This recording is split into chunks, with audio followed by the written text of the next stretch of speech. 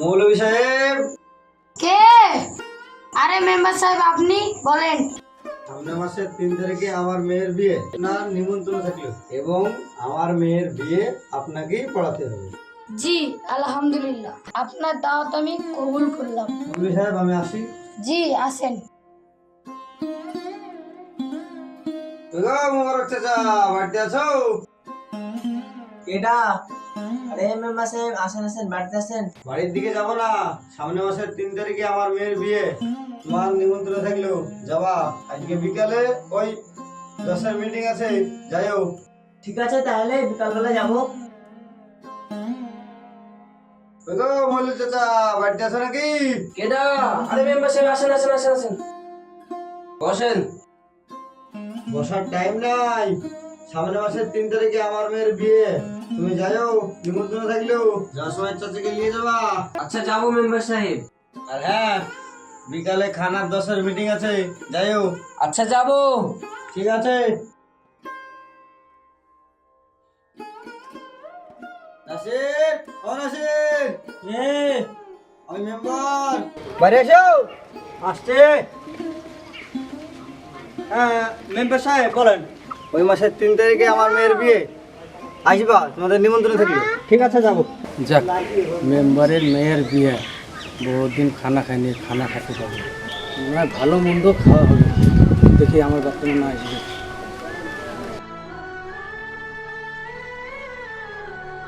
তাহলে 4টার সময় তাহলে পৌঁছে যায়। হ্যাঁ ঠিক আছে। আচ্ছা।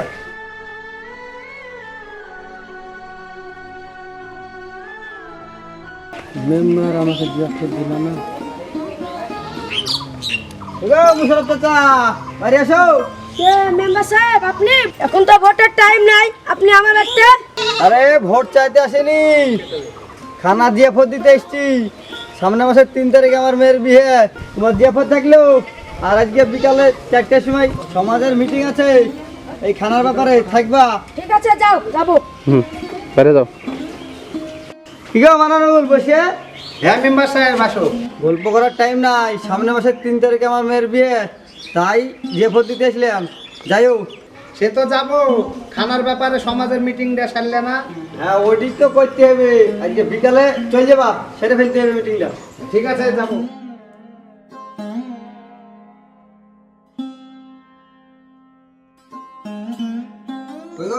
ভাই আছো নাকি? কে? ও মেম্বার বলো। বলতে গেলে 3 তারিখে আমার মেয়ের বিয়ে, আর ওই সমাজের মিটিং আছে 4টার সময়, যাবা। হ্যাঁ যাবো তো ঠিক আছে, তুমি বিয়ে কথা ঠিক করলে? বিয়ে বলতে গেলে ওই আমার বড় ভাইরা ছেলের সাথে, ওই আরবে থাকে। দিনে পাওনা কেমন চাইছে?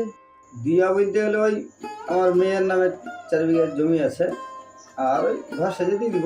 যাইক, মেয়ে ছেলের বিয়ে সাথে ভালো থাক। ঠিক আছে আমি বিকালে পৌঁছে যাবো।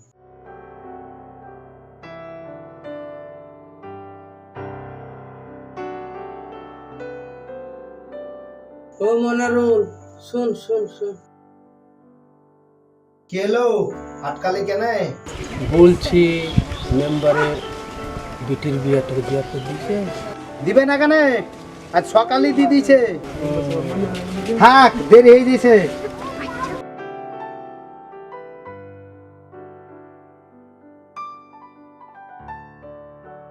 আব্দুল ভাই, শুনো শুনো শুনো শুনো। আব্দুল ভাই, মেম্বারের বিটির বিয়ে তোমাকে বিয়ে করে দিয়েছে। হ্যাঁ দিয়েছে তো। ঠিক আছে যাও। যাইতে।